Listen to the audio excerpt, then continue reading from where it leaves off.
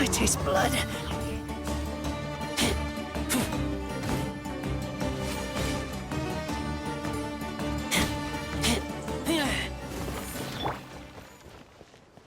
Scatter!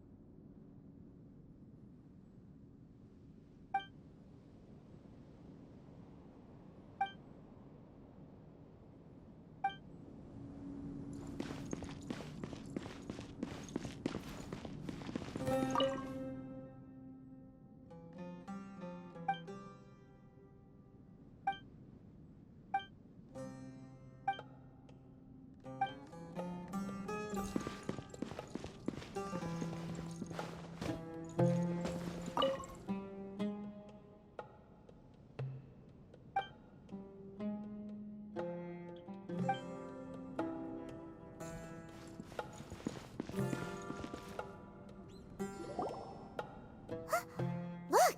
There's someone over there! Good idea! Let's approach him slowly without alarming him.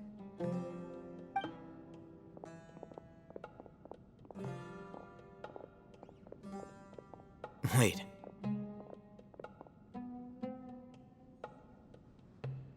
You're...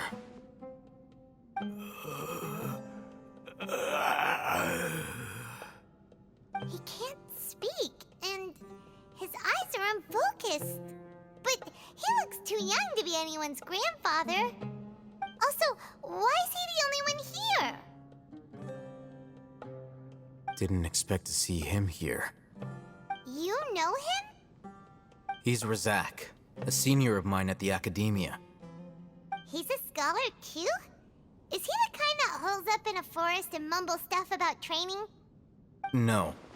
And that's the problem. Razak was never involved in any of those things. He never trained in the forest, let alone reach Satyavada life. Leaving that question aside for the moment, him being here alone means that we might be too late. Looks like they've already taken everyone away. For whatever reason, they left Razak here. Perhaps they simply didn't have time to come back for him.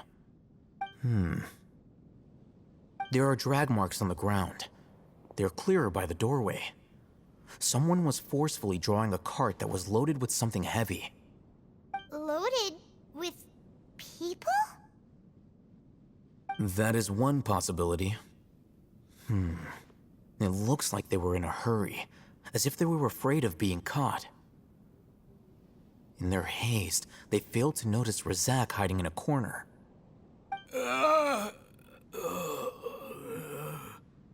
The symptoms are identical. Looks like we found living proof. Huh? Why do you say that? Allow me to jog your memory. Recall your time at Port Ormos. Don't you think his symptoms look familiar?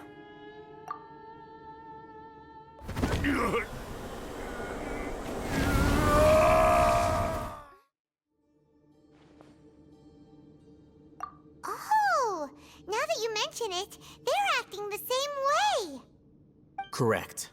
The academia is behind all of this. It isn't difficult to deduce their rationale. First, the academia spread a false rumor of King Deshret's resurrection, emphasizing the role of the village keepers, the mad scholars who were exiled to Aru village. These rumors were all the persuasion that the radicals needed, and those based in Aru village leapt into action.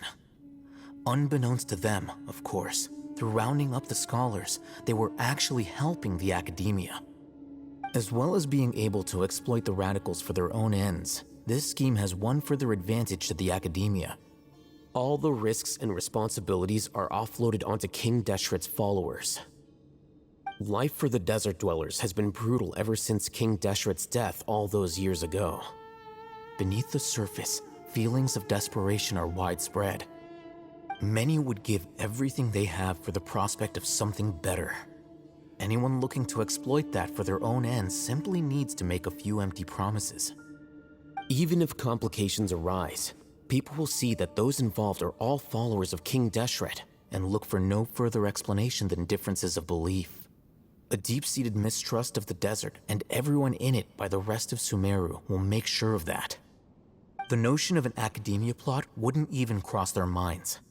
It may seem like a simple strategy, but it is able to work wonders under Sumeru's current circumstances. Oh, that makes a lot of sense. It's in line with the village chief's theory, too. But there's still one very important question. Wasn't it the academia that brought the scholars to Aru village in the first place? Why does it want them back now? Throughout this process, one thing has changed.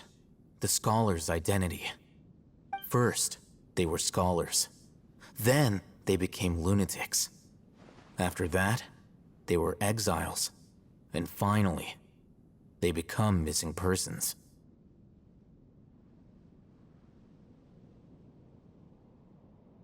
An exile is still patently a living, breathing human being.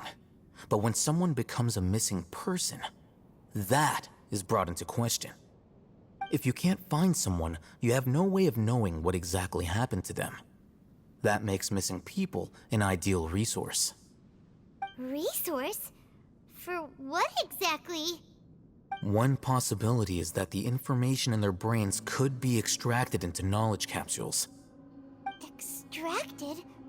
You mean canned knowledge comes from people's brains? With the technology of the Sumeru Academia, it's entirely possible. Perhaps the process caused them great suffering, which is why they cry out in the dead of night when no one is watching them. So, the human brain... Nope, nah, Paimon doesn't want to think about this.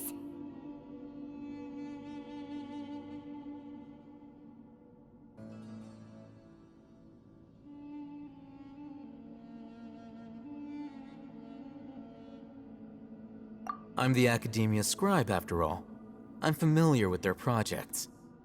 Anyway, judging by Razak's state, the contents of a divine knowledge capsule were extracted from his mind. But something went wrong in the process. Or perhaps his curiosity got the better of him, and he used such a capsule for himself. Paimon's a little confused. Can they just use anyone's brain?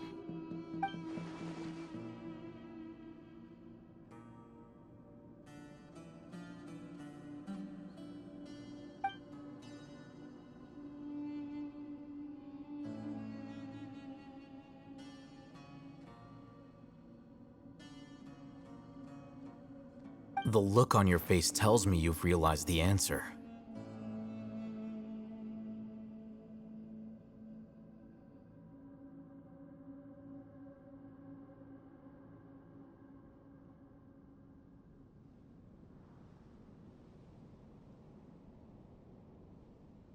That's right.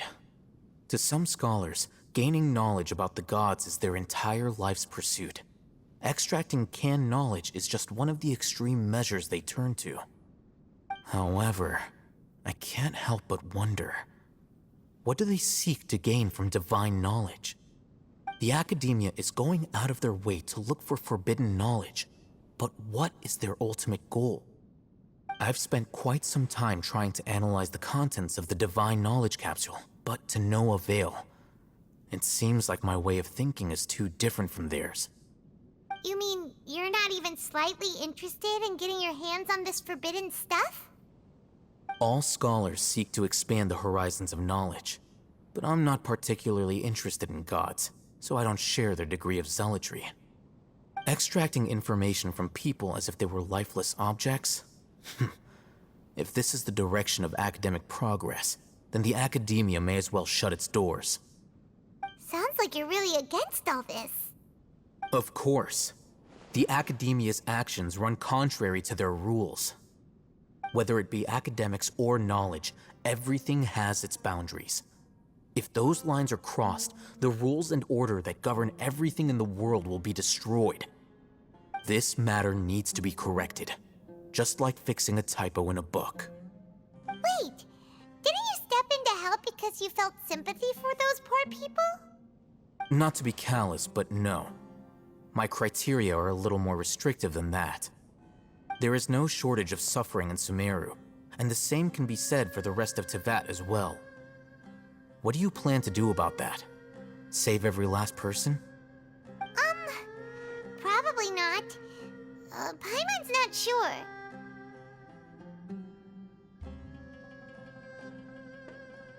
You can say that. Simply put, I don't blindly place my faith into strength or heroism. I do what I want. The divine knowledge capsule is something I want to investigate in full. That doesn't mean I'm willing to take action for the sake of a few strangers.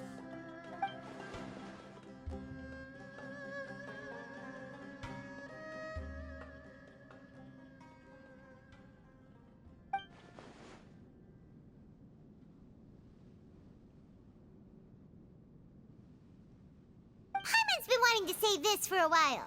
There are a lot of bad guys in the academia, but you're not one of them. You're their weirdo. You're probably right. Though I must say, I quite enjoy this feeling of being the odd one out. Uniqueness is also an asset, is it not? Wow, that's a great way to think about it. Paimon's really impressed. If only Miss Shani had a similar mindset, her life would definitely be a lot easier. I'm just a more likable person than her in general. There's nothing more to it than that.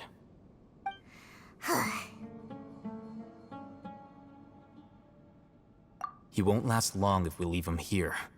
Let's take him with us. We'll work out our next step after we return to Aru Village.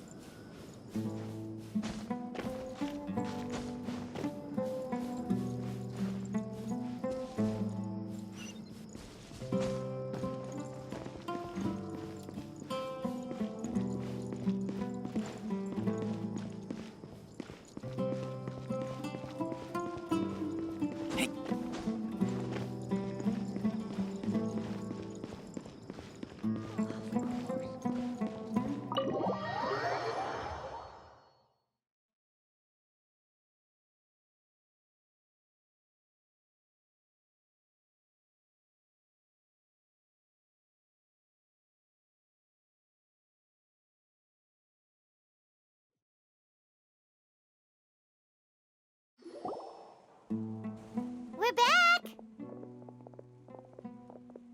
You must be tired. You should rest and take some water. What's the situation? Who's this? Unfortunately, somebody who's too young to take on the role of Isak's grandfather. Nevertheless, he's one of the people we're trying to find.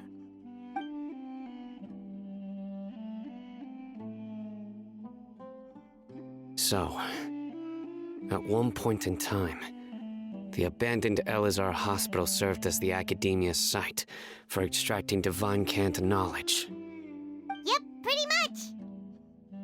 Their plan must have been implemented at some point before we arrived at Aru Village, since divine cant knowledge has been in circulation for a while now. Yet, they fled once we were headed to the village, almost as if they knew we were on their trail. Why is that? Yeah, why is that? We may have a mole in our midst.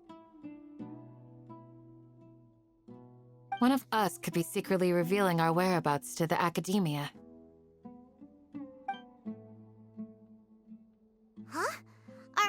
friendship's that shallow? Looks like none of you have realized wherein lies the issue. Sino, you're the reason why they can predict our movements. Wait, what's that supposed to mean? Choose your next words very carefully. It is simply a logical inference. I have my reasons. So what you're saying is, Sino's the mole. Interesting. And here I thought you were the most suspicious one, Alhaitham, since you were always acting alone. I know. You have a point, but I realized something as we were returning from the hospital. Sino isn't like any of us. What are you trying to say? Do you still remember who you are, General Mahamatra? As a Matra, you are no doubt privy to certain kinds of information. Before you can take action against someone, you are required to have all the facts available, including the less than savory details. Simply put, the academia has traditionally allowed you access to a wealth of sensitive information. Knowing their modus operandi, wouldn't you expect them to take precautions against you? If you want to raise a vicious wolf, you need to make sure that you can avoid its bite. The academia is monitoring me? It's not that simple. The academia has eyes all over Sumeru, but they have a special protocol for dealing with you. Every so often comes a Nyagarbaha Day. On this day, the academia enters new information into the Akasha through knowledge capsules. I remember seeing a thick notebook next to the control panel once. Its contents were all about the General Mahamatra, his activities throughout the day, preferred methods of enacting judgment, everything. You're saying that the academia entered my information into the Akasha too?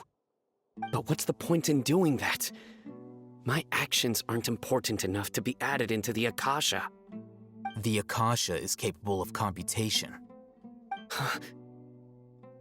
The Akasha's algorithms are entirely capable of predicting your movements using the data entered. When you would depart, the route you would follow, your destination. It knew all of this. It predicted my every move. The academia has been watching you longer than you think. However, the fact that you resigned is proof that their suspicions were well-founded. So that's how it is. Sino adheres to his principles so strongly that he's actually a thorn in their side. Tenacity of will and steadfast faith are worthless to the academia. They need scholars who are easily pliable and mindlessly go after anything they can profit from. Sino, don't take it to heart. This just proves how much of a trustworthy ally you are. They escaped because of me. Don't blame yourself. It's not like any of us would have known. I have an idea. If they predicted my movements, then I might be able to guess where they went. Whoa, you bounced back fast. There is always an opportunity for safety after danger passes. Oh, so that's how it is! Paimon gets it now! If the academia is trying to avoid Sino, then the safest place would be...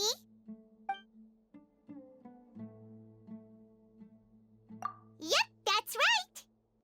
They'll want to proceed in the direction opposite of where I'm going.